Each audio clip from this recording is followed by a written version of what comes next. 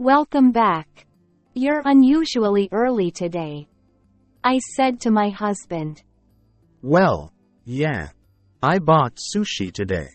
Let's all eat together, replied my husband. I was surprised just to receive a response from my husband, whom I had been ignoring for over a month. Moreover, my husband was holding high-quality sushi. Something seemed suspicious. With my growing distrust, I secretly exchanged my sushi with my mother-in-law's. Oh, it looks delicious. Let's eat right away. Come on, hurry up and eat. Even her mother-in-law spoke to me. This definitely meant something was up. Convinced of my suspicions, I pretended to go to the kitchen to make tea and encouraged my mother-in-law and others to start eating first. I then eavesdropped on them from behind the door. To my surprise, my mother-in-law started trembling and coughing as soon as she tasted the sushi. Unbelievable words came out of her mother-in-law's mouth.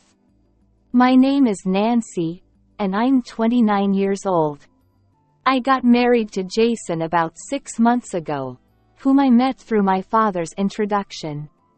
I was raised under the care of a father who detests dishonesty and a mother who is gentle but firm at her core.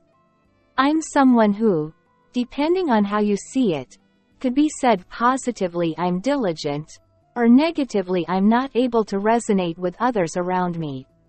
I have had a few friends and led a life devoid of romantic experiences even after entering adulthood. Jason, introduced to me by my concerned father, works at the company where my father serves as a department head. It seems my father has high hopes for Jason, whom he often looks out for. My first impression of Jason was that he was earnest and friendly. He attentively listened to my father's talks while engaging me in conversation, making the atmosphere pleasant. Apparently, Jason is well regarded at work too. He enjoys the trust of his superiors and gets along well with his colleagues. During a drink after work, when my father mentioned he had a daughter, Jason himself requested to be introduced to me. It seemed like a wish come true for my father, who was somewhat excited at the prospect of his late-20s daughter finally finding love. It was the first time I had seen my usually serious and strict father so elated. He must have been worrying about my future all this time. I want to live up to my father's expectations. Moreover, I had never met a man who could adapt to my pace and converse with me so comfortably. As we talked, I gradually found myself drawn to Jason, and after several meals together, we started dating. During our dating, I visited Jason's parents' house and met his mother several times. Like Jason, she was warm and considerate towards my nervous self. I even thought about how wonderful it would be to become a part of such a family. Just as I was thinking about it, Jason proposed, and we decided to get married. At that time, I was overflowing with happiness. However, after being married for 6 months, I find myself unable to avoid regretting this marriage. As soon as we decided to get married, the topic of living together came up. It seemed that Jason's widowed mother, feeling lonely, appealed to him. At that time, I still didn't doubt that his mother was a good person, so I immediately accepted living together. However, this was just the beginning. Right after we got married, my mother-in-law's attitude completely changed. She began to view me as an enemy, as if her previous attitude had been a lie. Nancy, why do you always do unnecessary things? I thought dinner was late. Why are you making so many dishes? There's no way we can eat this much. Show a little consideration, will you? Huh? But yesterday, you told me to make more dishes, so I tried my best to do that. What? Are you saying it's my fault? No, that's not what I meant. Anyway, dinner time is at 6 p.m. from now on. Please be punctual. Honestly, I never heard of someone like you, who can't even properly prepare a meal, becoming a daughter-in-law. Almost every day, situations like this occurred where her demands would change, and even if I complied, she would find something else to complain about. On this occasion as well, I had prepared dinner by 6 p.m. after rushing home from work, but my mother-in-law didn't appear at the table until close to 7 p.m. She complained that the food had gone cold and berated me for not being considerate. Jason often came home late due to overtime work or social gatherings, so weekday nights were especially filled with attacks from my mother-in-law. Although she behaved a bit more quietly in front of Jason, her criticism towards me didn't cease entirely. Sometimes, Jason would stand up for me, but only initially. Gradually, perhaps finding it burdensome, Jason said something to me one day. Just try to accommodate my mother. I was left speechless by his words.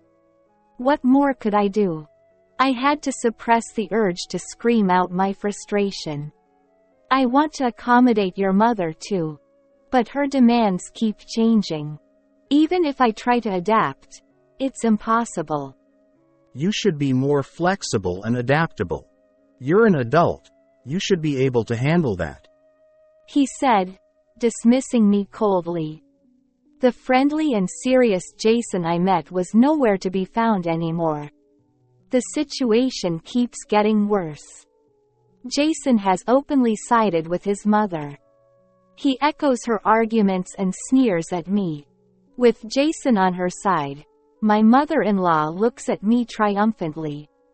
In addition to my mother-in-law, Jason also treats me like a maid. On weekends, they push household chores onto me and go out together, sometimes even going out for dinner despite me preparing it. There have been times when Jason brought takeout only for himself and his mother. Yet, there was only one reason I didn't leave my parents-in-law's house. I didn't want to worry my parents. They were so happy when I started dating Jason. And at our wedding, my father shed tears of joy. I didn't want to disappoint them after they happily sent me off to marry Jason. Plus, if anything happened with Jason, it would reflect on my father's reputation. So, even if Jason didn't support me against my mother-in-law's bullying, I had to resolve to stay here and endure it. My only solace was our cat, John, whom I had before marriage. My mother-in-law didn't approve when I wanted to bring John with me, but I insisted. Now, I'm grateful I brought him. Since getting married, John has comforted me countless times. One day, while somehow managing to get through each day, it suddenly began. The cold shoulder from my mother-in-law and husband. It happened without any warning, leaving me bewildered. No matter how much I tried to engage them, I was met with silence. Asking for reasons or trying to bridge the gap was futile. I was ignored regardless of attempts to communicate or fulfill household duties. A month later, Jason, who would typically return home no earlier than 7 p.m., came back unusually early around 6 p.m. I couldn't help but wonder if I would be ignored once again as I mustered the courage to speak up. Welcome back. You're unusually early today. Well, yeah. I bought sushi today. Let's all eat together. Replied Jason.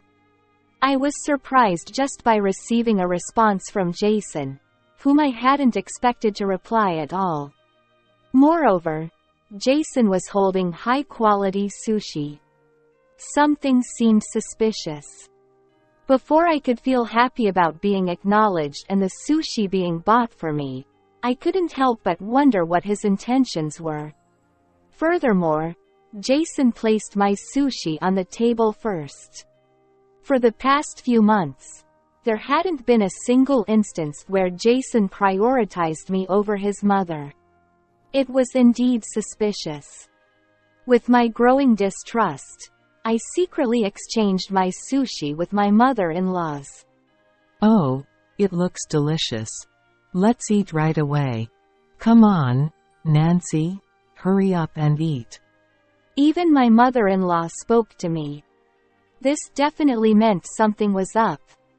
Convinced of my suspicions, I encouraged my mother-in-law and others to start eating first. "I'll make some tea. Please go ahead," I said. Ah, that's sweet of you. But yes, tea goes well with sushi. Hurry back since we're starting. My mother-in-law replied. Pretending to head to the kitchen, I eavesdropped on them from behind the door. After some whispered conversation between my mother-in-law and Jason, they began eating sushi. Suddenly, my mother-in-law started trembling and coughing uncontrollably. Water. She managed to say amid the discomfort, tears welling up in her eyes. Jason rushed to his mother's aid, patting her back frantically. But my mother-in-law shot him a sharp glance. What's the meaning of this? Why is there so much wasabi in my sushi? I explicitly told you to be careful. What's going on? My mother-in-law demanded. Jason stuttered. Well, I put Nancy's sushi first, so there shouldn't be any mistake. But clearly, my sushi is inedible. I wanted to see Nancy suffer with wasabi in her sushi, but if you messed up, the whole plan is ruined. What are you going to do about it? Upon hearing the conversation between the two, I couldn't remain silent. What's the meaning of this for both of you? Are you trying to torment me with a massive amount of wasabi? Their faces almost spoke of shock at my presence. However, my mother-in-law quickly changed her expression, smiling contemptuously. Exactly. Even after ignoring you for a whole month, you seem perfectly fine. So, I thought I'd tease you a bit. This is terrible. What's terrible? I should be grateful that I have a brainless daughter-in-law like you, just kept at home. Even as my mother-in-law raised her voice at me, there was no sign of my husband trying to stop her. I knew it was hopeless. Words I had held back for so long escaped from my lips. I'll be returning to my parents' home. I packed the bare essentials and placed John in his pet carrier. As I headed towards the front door with my belongings, Jason seemed to realize the seriousness of the situation and attempted to stop me. Hey, come on. It's just a joke, right? This is blowing things out of proportion. With my husband offering no apology, my resolve only grew stronger. Without even looking at Jason's face, I left my parents-in-law's house in silence.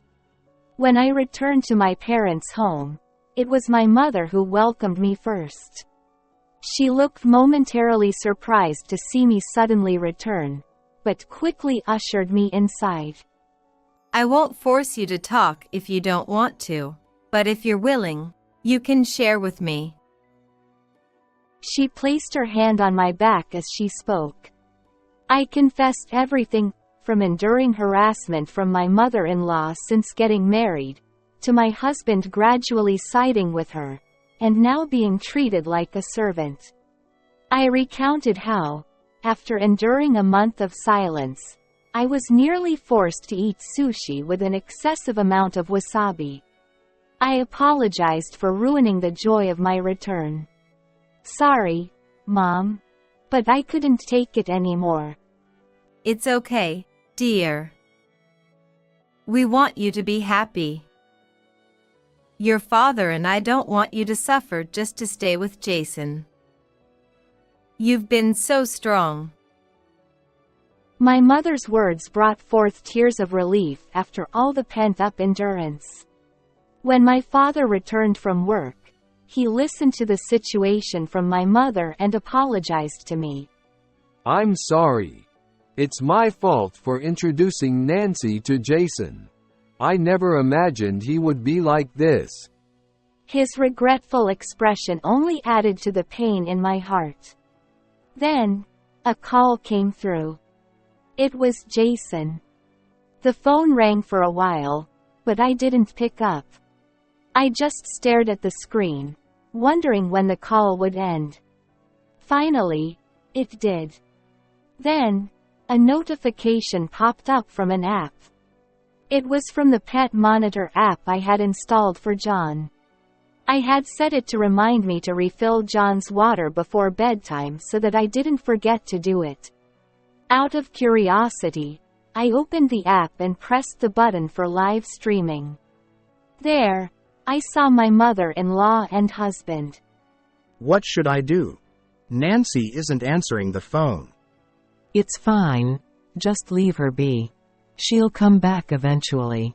Anyway, what should we do next? Even if you say that, what if she talks about divorce? What will we do then? I won't have the status of being the husband of the boss's daughter anymore. That status allowed me to push work onto subordinates. I can't afford to lose that position now. The husband of the boss's daughter. Hearing that, I couldn't contain my anger any longer. My father, who was beside me, felt the same. He quietly stared at the screen with an expression of disbelief, his hands trembling. I immediately sent a message saying, "Let's get a divorce." Ignoring multiple incoming calls, I went to sleep. On that Saturday morning, the doorbell rang early. Oh my, this early in the morning. I heard my mother's voice from the entrance. Following her voice, I heard the voice that irritated me to the core. Please let me talk to Nancy. She's misunderstanding a lot of things. It was Jason. He came to my house because I wasn't answering his calls. Not wanting to cause trouble for my mother, I headed to the entrance. I shot a sharp glance at my husband and spoke as coldly as possible. "What do you want?" Nancy, why aren't you answering the phone? I was worried. Worried? You, who have been ridiculing me in front of your mother, ignoring me for a month, and trying to make me eat sushi with a ton of wasabi? Well, Jason stuttered at my point. I began closing the door on him. "I'll bring the divorce papers as soon as they're ready. I have nothing more to say, so please leave quickly." wait. Is it okay? You've never been involved with anyone else but me, right? If you divorce me, you'll never get married again. Are you okay with being alone forever? Jason's words only fueled my anger. I played the recorded footage from the monitor I had saved last night. Upon seeing the footage, my husband was visibly flustered. To such a Jason, I said this. "Don't want a divorce to protect your own position, right? You never even thought of me as your wife. If you're going to continue being with someone who doesn't value me, who abuses power to oppress others, being alone is better." I showed a firm attitude. My mother nodded strongly in agreement. That's right, Jason. Then, my father's voice was heard from behind. I saw the footage my daughter showed me and asked around the office. Not only did you use your position as my son-in-law to delegate work to your subordinates, but you also made them do menial tasks. You still have a lot to learn about people. Please wait. This isn't what it seems. It's my mother. Yes, it's all at my mother's direction. The harassment towards Nancy, as well as pushing work onto others using the pretext of being your son-in-law. All of it was because mother told me to do it. So, you've been pushing work onto others after all. All. I was beyond angry at my husband, who not only blamed everything on his mother but also exposed his own wrongdoing. Jason sent pleading eyes my way, but I turned away dramatically. At that moment, another voice that irritated me sounded. Jason, I've come to help you. It seemed my mother-in-law had come to support Jason. However, Jason had already betrayed her, pointing at her as she just arrived, saying, It's all her doing. My mother-in-law seemed bewildered. What do you mean, Jason? I came to support you, and you're trying to blame me as the bad guy? Don't blame it on me. It's all Mom's fault. If Mom hadn't bullied Nancy, none of this would have happened. There wouldn't have been talk of divorce, and I wouldn't have had to worry about losing my current position. Don't blame it on me. It's all your fault for trying to sideline me. You're the one who's to blame for everything. As they shifted blame onto each other, my father, mother, and I could only watch in astonishment. Moreover, their argument didn't seem to end anytime soon. Fed up with the situation, my father sighed and spoke up. Sort out your issues when you get home. It's disappointing to know that Jason is such a despicable person. We were even discussing your promotion, but I'll have to cancel everything. That's... Jason sent pleading eyes to my father, but my father didn't change his stance. And then, our divorce was formally decided on the spot. We printed the divorce paper at home and I had him sign right there. Feeling uncomfortable at work due to his past wrongdoings being exposed in our divorce, being the boss's daughter, Jason expressed a desire to resign. He seems to be attempting to find new employment, but rumors about him have spread to other companies in the same industry, making it difficult for him to be hired. He's considering switching industries, but it appears he's struggling to find employment there as well. Jason, who had a falling out with my former mother-in-law over this incident, moved out of his parents' house and started living alone. However, he's financially strained and living a modest life in a rundown apartment. It seems he's managing to get by with day labor jobs, living day by day. His former mother-in-law, who adored her son, is living alone, feeling lonely after he moved out. She's been known in the neighborhood for her mistreatment of her former daughter-in-law and now leads a solitary life, avoiding any interactions. As for me, I'm back living with my father and mother, just the three of us. With the burden from my former mother-in-law and Jason lifted, I can focus more on my work, and I've been entrusted with significant responsibilities, handling bigger projects than before. Now, a year after the divorce, I can see signs of building a new relationship. The person is a junior colleague whom I worked with on successful projects. Since joining the company, we've worked together multiple times, building a trustful relationship. While we used to only talk about work, recently, he has been inviting me for meals. And the other day, he proposed a relationship. This time, I want to build a happy family. I truly believe that will come true with him.